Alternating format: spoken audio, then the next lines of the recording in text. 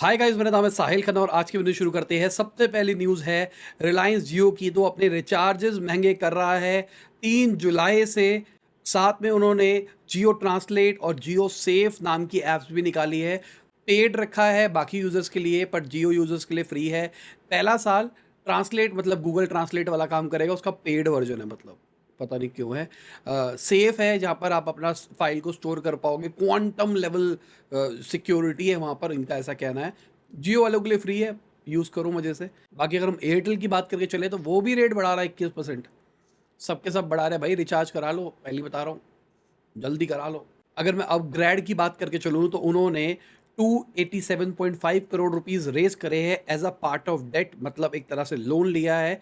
अभी तक $650 मिलियन ये रेज कर चुके हैं, जिसमें से $36.5 मिलियन राइट इशू के थ्रू भी इन्होंने रेज करे थे। अभी के टाइम पे जो रॉनी स्क्रू वाला है, जो उसके को फाउंडर है, वो 22.4% स्टेक्स होल्ड करते हैं। साथ में अभी जो पैसा रेज किया जा रहा है, इससे शायद कंपनी $100 मिलियन के अंदर यूडेसिटी को खरीद सकती है, जो कि एक ऑनलाइन एजुकेशन प्लेटफॉर्म है। यूडेसिटी मेरे हिसाब से एक्सेंचर ओन करता है और उसी से ये शायद खरीदने का प्लान कर रहे हैं। अगर मैं ओप्पो की बात करके चलूँ तो उन्होंने कहा है कि भाई बायजूस 13 करोड़ रुपीस उनको ओ करता है प्री इंस्टॉलेशन डील के अंदर। इसको मैंने पहले भी समझाया था। बेसिकली होता क्या है, जो मोबाइल फ़ोन कंपनीज होती है उसके साथ में स्टार्टअप्स या app making companies tie up कर लेती है कि भाई मैं आपको पर इंस्टॉल इतने रुपए दूंगा, आप अपने फ़ोन के अंदर डिफ़ॉल्ट के अंदर ये डाल के रखो। तो अगर जैसे एग्जांपल के लिए आपको ट्रू कॉलर पहले से डला हुआ मिलता है, तो आप ट्रू कॉलर को बाय डिफ़ॉल्ट यूज़ करने लग जाओगे। ऐसे ही अगर मान लो कोई और मैसेजिंग सर्विस, मुझे लगता है कि व्हाट्सएप का भी कोई तोड़ नहीं है, बट अगर कोई ऐसी चीज़ हो जहाँ पर कॉम्पिटिशन नेक टू नेक हो, वो चीज़ पहले से इंस्टॉल्ड मिले, तो कहीं न कहीं कस्टमर एक्विजिशन कॉस्ट घट जाती है।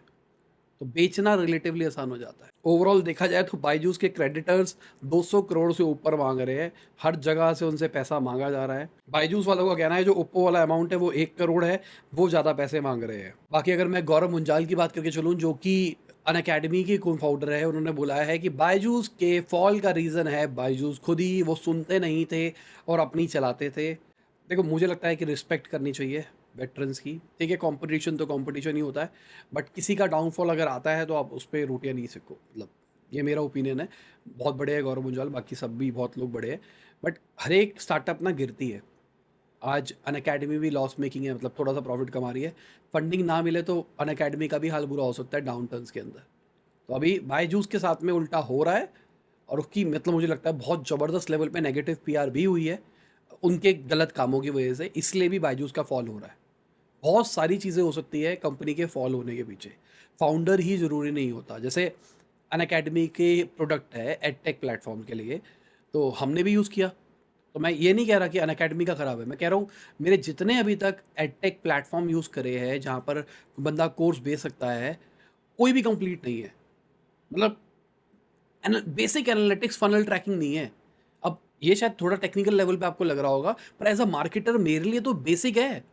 अगर आप एक एडटेक प्लेटफॉर्म बना रहे हो और क्रिएटर्स के लिए बना रहे हो, तो एक्सपेक्ट करके बैठे हो कि वो एड्स भी चलाएंगे, वो जानना चाहेंगे कहाँ पर फनल ड्रॉप हो रहा है, कहाँ पे दिक्कत आ रही है। अगर वो आप पावर नहीं दे रहे हो तो बहुत बड़ी दिक्कत है ना। तो अब कल को ये एडटेक प्लेटफॉर्म बंद हो जाए तो मैं ये थोड़ा ना कहूँगा हाँ हाँ तुमने फीचर नहीं बनाए। तो ये मुझे लगता है कि ये ना दूसरों को किसी चीज़ पे क्रिटिसाइज करना इज़ नॉट गुड। ये मतलब ये मेरा ओपिनियन है, ये मेरे आप कह सकते हो सिद्धांत है।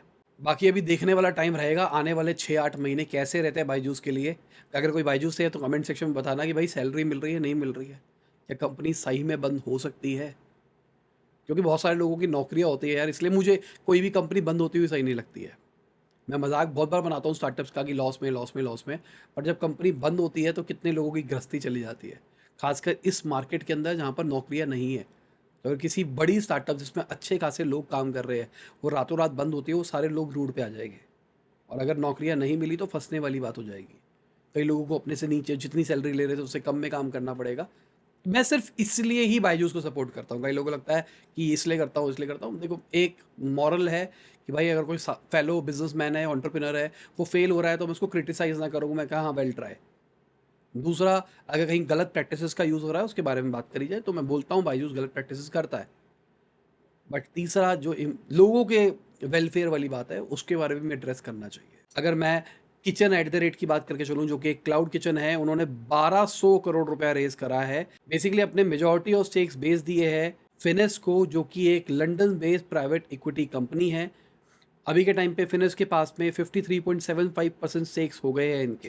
कंपनी की वैल्यूएशन पैसा आने के बाद में $225 मिलियन तक पहुंच गई है। किचन ने स्विगी के जो एक्सेस किचन बिजनेस है उसको 2023 के अंदर एक्वायर किया था शेयर स्वैप डील के अंदर। अगर मैं जीवा की बात करके चलूँ तो भाई जीवा ने 200 करोड़ रुपए रेज किया है 3000 करोड़ की वैल्यूएशन के ऊपर। जीवा अभी एबिटा लॉस के अंदर ऑपरेट कर रहा है -10% के ऊपर। मंथली 3 से 4 करोड़ रुपए का ये लॉस करते हैं। ऑपरेटिंग रेवेन्यू बढ़ता हुआ दिखाई दिया 97% से। फाइनेंशियल ईयर 2023 की बात करके चले 165 करोड़ का इन्होंने रेवेन्यू रिपोर्ट किया है। वीडियो में आगे जाने से पहले आपको याद दिलाना चाहूंगा, आपने लाइक का बटन नहीं दबाया है, लाइक का बटन दबा दो, चैनल को कर दो सब्सक्राइब। मैं ऐसी ही डेली बिजनेस न्यूज़ आपके लिए लाता रहता हूँ। अगली खबर नज़ारा की है, तो उनकी जो सब्सिडरी है नॉर्डविन गेमिंग, वो फ्री फॉर यू को खरीद सकती है 100% स्वैप डील के अंदर। बेसिकली अभी के टाइम पे 13.51% स्टेक ओन करते हैं, उसको बढ़ा के 57% करने की बात करी जा रही है। मतलब होल्डिंग आ जाएगी पूरी की पूरी। फ्यूचर के अंदर जो 43% बच गया है उसको भी खरीद लिया जाएगा। कहा जा रहा है 271 करोड़ की ये डील होने वाली है। अगली खबर अल्ट्राटेक की है और ये समझने वाली बात है। अल्ट्राटेक ने 23% स्टेक्स इंडियन सीमेंट के खरीद लिए है। स्पेकुलेशन ये है कि टेक ओवर हो सकता है। अल्ट्राटेक अब ये आदित्य बिरला ग्रुप का है, तो अब ये अपना स्टेक बढ़ा रहा है क्योंकि सीमेंट इंडस्ट्री के अंदर बहुत कंपटीशन आने वाला है। अडानी ने भी बताया था अभी कि हम भी एक्वायर कर रहे हैं, तो अब मज़ा आएगा। बाकी अगर अमेज़न की बात करके चले तो 600 करोड़ रुपए इन्वेस्ट कर रहा है अमेज़न पे के अंदर, उनकी इंडिया वाली वर्टिकल के अंदर।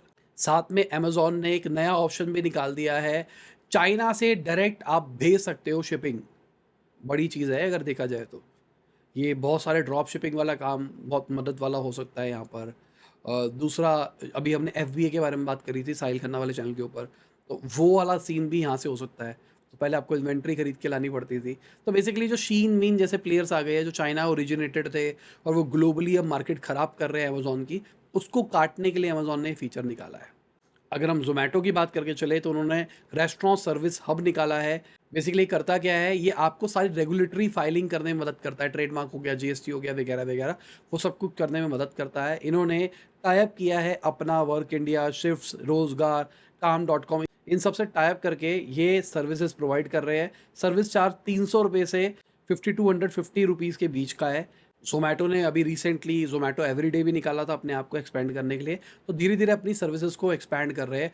पेटीएम को भी खरीद रहे हैं वो, मतलब पेटीएम के जो टिकट बुकिंग सिस्टम है उसको भी खरीद रहे हैं। अगर मैं फ्लिपकार्ट की बात करके चलूँ तो उनका जो वीडियो कॉमर्स है वो एक हिट रहा है।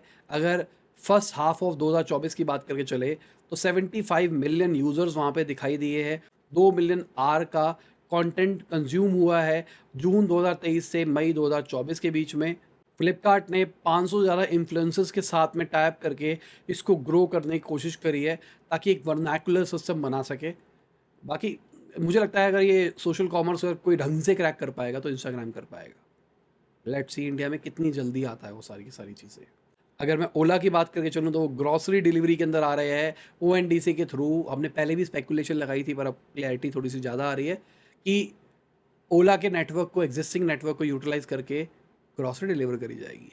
अगली खबर सेबी की है, तो उन्होंने जितनी भी लिस्टेड कंपनीज है उनको कह दिया है कि आप अनरजिस्टर्ड फिन इन्फ्लुएंसर्स के साथ में प्रमोशन नहीं करा सकते।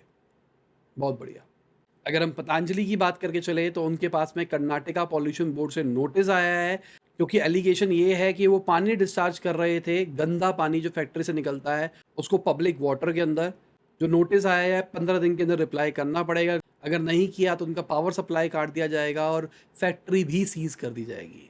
बाकी अगर हम गेमिंग कंपनीज की बात करके चले तो उनको भी नोटिस आया है क्योंकि वो कैशबैक दे रहे हैं जब से गवर्नमेंट ने वो 28% जीएसटी का नॉर्म निकाला है।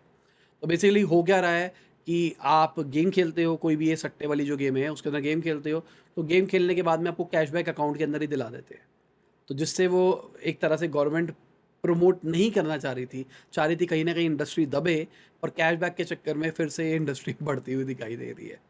तो लेट्स सी कहाँ जाती है पूरी पूरी कहानी और क्या होता है इसके अंदर। बाकी अगर मार्केट की बात करके चले तो मार्केट का आप देख सकते हैं कौन रहा ऊपर, कौन रहा नीचे। और इसी के साथ आज की बिज़ न्यूज़ खत्म होती है। उम्मीद करता हूँ आपको मज़ा आया होगा। लाइक कर देना, शेयर कर देना, कमेंट बताना वीडियो कैसी लगी। बाय, गुड नाइट, शब है, खुदा हाफ़िज़, गुड मॉर्निंग, गुड आफ्टरनून, जब भी आप वीडियो देख रहे हैं। जय हिंद, वंदे मातरम।